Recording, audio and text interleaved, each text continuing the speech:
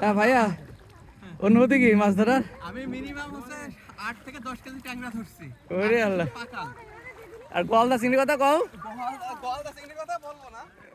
আর শোল মাছ? বালতি নিয়ে গিয়েছে, এখন খালি পাকাল আর ট্যাংরা। তুমি তো বেলে মাছ দেখছি, বাঁচছো আলাদা।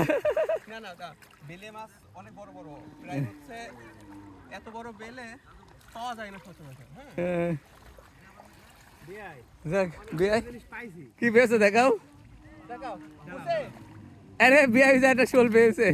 আরে বিয়াই অবশেষে বিয়াই শোল পেয়েছে। আরে এই যে খালি ট্যাংরা ট্যাংরা। ভাই তুমি তো পুরোই খেতে গিয়েছো। না আমি উঠতে পারতেছি না।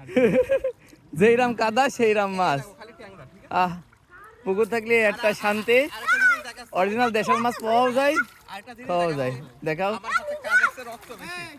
আহারে, মানে পুরো মানে এত ট্যাংরায় কাটা ফুটা গেছে, মানে সবার যে রোজা থেকে কয়দিন জ্বর থাকবে আমি এই চিন্তাই করছি। আচ্ছা, তবে আজকে করবো। আজকে আসর পর্যন্ত ইচ্ছা আছে ধরো। যাক আসো মনে ধরলে তো মনে হয় 5 মণ ট্যাংরাই ধরবেন না সব।